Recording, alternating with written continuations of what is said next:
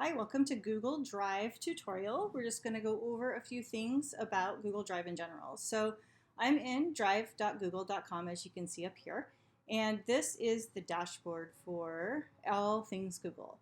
If you do anything in the Google suite, such as a doc or a slide or a form, a sheet, Jamboard, a Google site, a map even, all of those things are going to be stored here. Think of it sort of like a Microsoft folder for anything that you would normally do in Microsoft. This is your big folder for everything here. So as you can see, we're going to go through kind of all of the things you see in here so that you are familiar with it and you maybe get a little comfortable with it by the time we're done. So the first thing we're going to be taking a look at is the new button. And this is where you can create all of the new things that Google offers right here, in one place. So if you wanted to create a new Google Doc, here's that spot, a sheet. So a doc is like a Word, a sheet is like Excel, slides is similar to PowerPoint, forms is a place where you can create surveys and little quizzes. If you hover over more, you'll get drawings, which is kind of a fun creation tool for students to be able to do shapes and pictures and markups and things like that over them. We've got the maps, so it's kind of like taking a sheet from an atlas and being able to mark it all up. And you've got your Google Sites, which is the websites. Now there's more down here, but that's for other things, and we'll get to those later. And you may not have these things down here, so sometimes you can customize by clicking Connect More Apps, which is what I did. So if you don't have these things, don't worry. It's not a big deal. And this is also where you can upload folders that you may have maybe on your computer or in a USB drive, but also you can create a new folder. And you can kind of organize your Google Drive within folders if you'd like to. So you'll see here I have folders that I've created, and in some cases I've color-coded them as well. All right, so the next thing we're going to take a look at is this left-hand view over here. So we have our My Drive, and under this little drop-down arrow, if I click on it, here are all of my folders. And within my folders, I may have more folders. So for instance, in education, I have even more folders within education for all of my things. So I can organize them really, really well. So I'm going to go back up and reduce that. These are computers, so this will let you save certain files to certain places. So if I wanted, rather than having, or in addition to having a file here in the cloud, stored with Google, I can also store it privately on my Mac that I'm on right now. Or if I had a USB drive in, I could save it directly to a USB drive.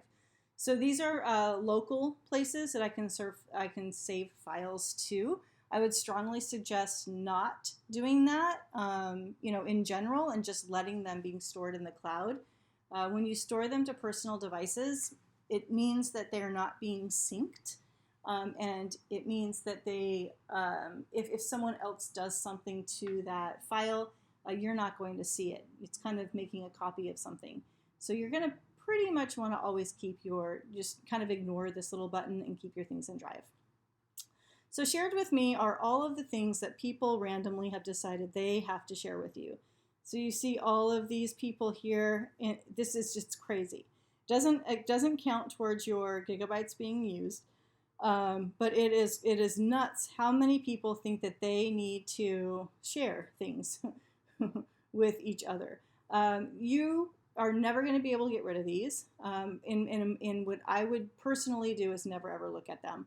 So if shared with me, you would only really go there if someone just, like a friend or a colleague, just shared something with you and you can't find it in your drive.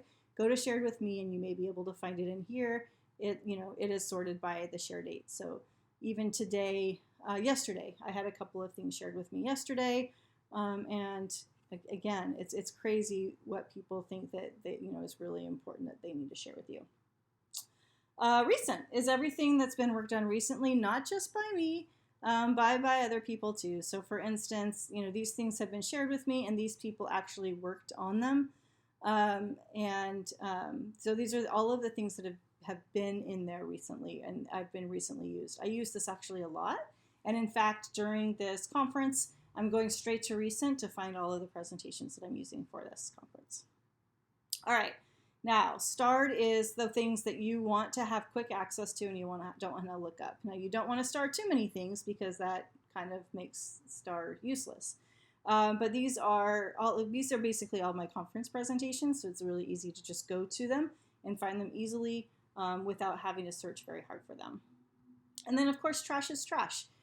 Generally, they are deleted after 30 days, but it is, if you decide to delete something, it goes to trash, and then after 30 days, it goes beyond. So that's kind of the organization as far as Drive goes. You're going to most likely find yourself in this main section called My Drive. What you're going to see here are the last few things you worked on in picture form. And then I've chosen to do this list form. So this list form is just easier for me to look at. But if you click this little right-hand button over here, you can toggle between the list, and now I'm in grid view. So now I've got all of the image. I can see the images a lot easier if I'm in here. Personally, again, the first 4 images are great, and then I just really like the list view in general. What else we have over here are some information things. So if I go down to one of these, let's go to this one. If I go down to this particular document that I have, I can click on this view details, and it'll tell me when when it was created in 2013, when it was modified in 2018, and the last time that I opened it. It also gives me generally how big the file is. But because I created this in Google, it's not giving me a file size. Here, though, is a Dive Meets. My daughter does diving, and so this is a PDF that I uploaded to just keep in safe. And you can see now that it is a PDF, and that I've got it's 341 kilobytes, and that the dates again as to when I uploaded it and created it. So if I go back up here, I'm going to get out of the information view. If I go back up here, I've got what else? The settings. So in the settings, this is where I want to make sure that when I do upload documents like my existing PowerPoints or someone else's PowerPoint that they've created and they're sharing with me, I always want to make sure that this button is checked. It's converting the upload. So if someone shares a PowerPoint with me, I want it to save as a Google Docs file so that I can edit it. And make any adjustments that I want to, kind of customize it for my own. So you always want to make sure that this is checked in general when you convert things. Now, this one I use because this is my personal computer. There's a lot of times that I may be at my daughter's pool, as I mentioned, she does diving, or somewhere else that doesn't have internet, but I still want to work on my projects that I've been working on. So Google will store a certain number of files locally on your computer for you if you click this button, and you can go ahead and do all of the work that you want to do on those files. Now, you can't access the internet or anything like that on them, if you wanted to bring a picture in or anything like that, but if you wanted to do lots of edits, or if you wanted to create a study guide for the students or what have you, you can do that offline, and then as soon as you come home, you will be able to your computer will sync up with the cloud and sync everything back. So it's kind of nice to have that offline. All right, the next thing we're taking a look at are right clicks. So if you take a look at, I'll just go ahead and do the same presentation rubric. So I'm going to right click on this presentation, and I get a whole menu of things that I can do with it, including sharing it, getting the link for it, moving it. Here's where I can star it. Here's where I can make it specifically available offline. If it's not something that I think Google, it's not one of the more recent ones that Google's going to store for me offline, I can make sure it's stored offline by clicking that. I can rename it. I can download it.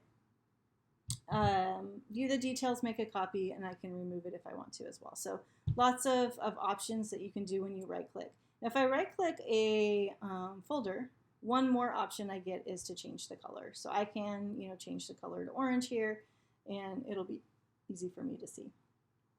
All right, well, that's it for Google Drive. Oh, one more thing I wanted to show you is for support. There is training available if you want to do some more in-depth, or if you want just kind of a at your pace, finding out what things are. It'll open a new tab and it gives you just some really great, very basic training things that you can do on your own. All right, that's it for Google Drive.